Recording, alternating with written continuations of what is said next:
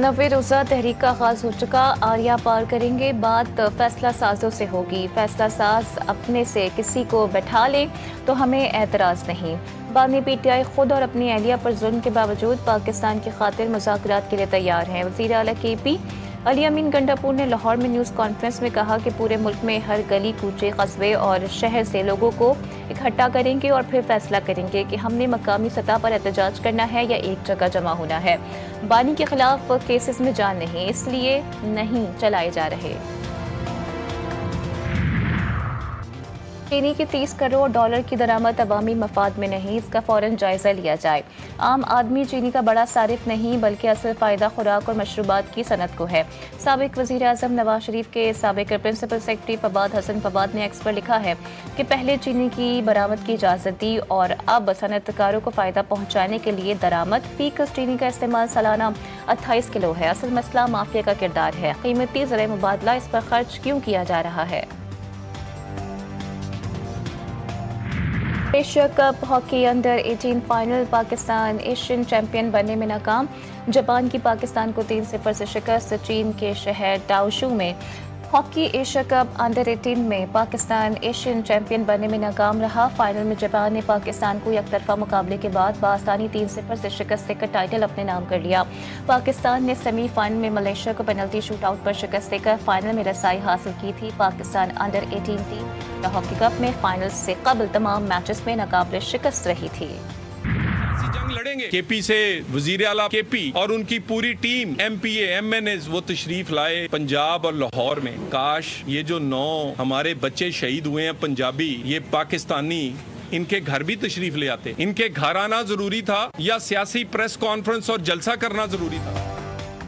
PTI को मुज़ाकरात करने हैं तो स्पीकर की मेज़ बनाएं। एस्टैब्लिशमेंट किसी सियासी अमल में नहीं आना चाहती।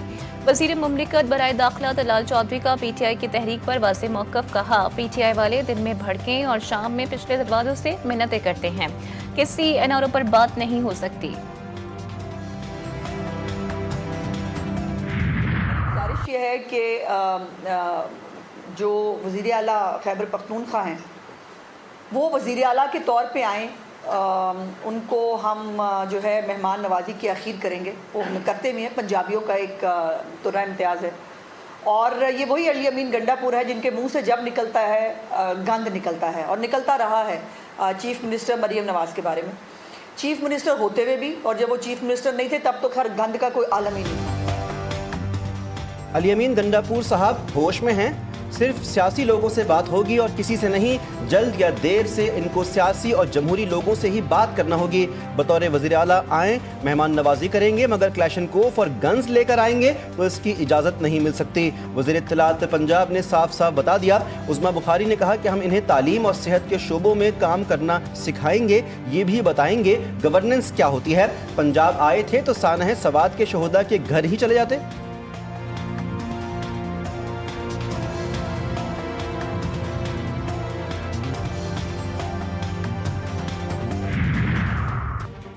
गंडापुर किसके एनओसी पर केपी के वज़ीर आला बने। जेयूआई रहनुमा हाफिज हमदुल्ला ने सवाल कर लिया।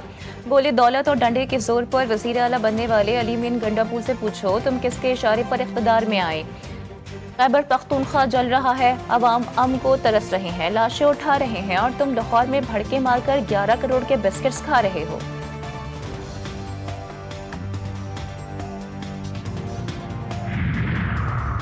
हमारे सियासी मुखालिफिन मकाफात अमल का शिकार हैं जिन्होंने मुल्क को तबाही की तरफ धकेला। आज उनका कोई नाम नहीं ले रहा। स्पीकर कौमी असम्बली अयाज सादिक ने कहा कि पीटीआई हुकूमत ने मुल्क की मईशत को नुकसान पहुंचाया। हमारी क़यादत ने मुल्क को दिवालिया होने से बचाया। पीटीआई ने IMF से किए मुआहदे से रूगर्दानी की।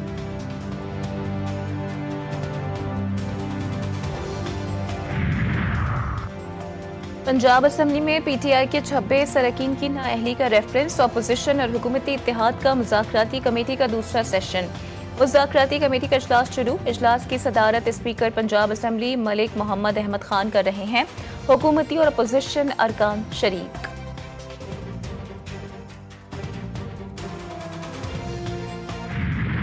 مقبوضہ کشمیر کی وہ اذان جسے 22 کشمیریوں نے جان دے کر مکمل کیا۔ دنیا بھر میں کشمیری آج یوم شہدائے کشمیر منا رہے ہیں۔ 1931 میں ڈوگرا فورسز نے اذان دینے پر فائرنگ کر کے 22 مسلمانوں کو شہید کر دیا تھا۔ آزاد کشمیر اور ملک کے مختلف شہروں میں ریلیاں اور سیمینارز۔ کل جماعتی حریت کانفرنس کی کال پر مقبوضہ وادی میں مکمل ہڑتال۔ صدر مملکت کا اقوام متحدہ قراردادوں کے مطابق مسئلہ کشمیر کے منصفانہ حل کے عزم کا اعادہ۔ وزیر اعظم نے کشمیری عوام کی جدوجہد کو انسانیت، آزادی اور حق کے لیے عظیم قربانی قرار دیا۔ چاروں وزرائے اعلیٰ کا بھی کشمیری شہداء کو خراج عقیدت۔ 13 جولائی شہادتوں کا آغاز تھا جو آج بھی جاری ہے۔ آزادی کی جدوجہد ہر کشمیری کے دل کی دھڑکن ہے۔ ہم خون کا آخری قطرہ بھی کشمیر کے لیے دیں گے، مشال ملک کہتی ہیں۔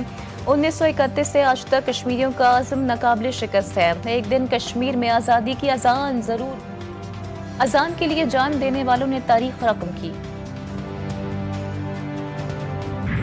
ٹرمپ کی ثالثی کی تجویز نے امن کا دروازہ کھولا، بھارت کا انکار جنگی ذہنیت کا ثبوت ہے۔ وزیر داخلہ محسن نقوی کہتے ہیں ڈوگرا راج کی بندوقیں اور بھارت کا تشدد دونوں ایک ہی ظلم کی مختلف شکلیں ہیں۔ مقبوضہ کشمیر میں عقائد، شناخت، رائے کو ریاستی طاقت سے کچلنا انسانی وقار کی تضحیک ہے۔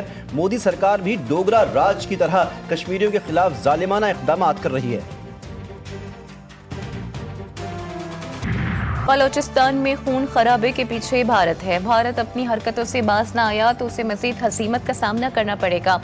وزیر اعظم آزاد کشمیر چودھری انوار الحق کہتے ہیں کہ 13 جولائی یوم شہدائے کشمیر تحریک آزادی کشمیر کی بنیاد ہے۔ کشمیریوں کی اخلاقی، سفارتی اور سیاسی حمایت پاکستان کا کام ہے۔ بھارت کے ناجائز قبضے کے خلاف مسلح جدوجہد کشمیریوں کا حق ہے۔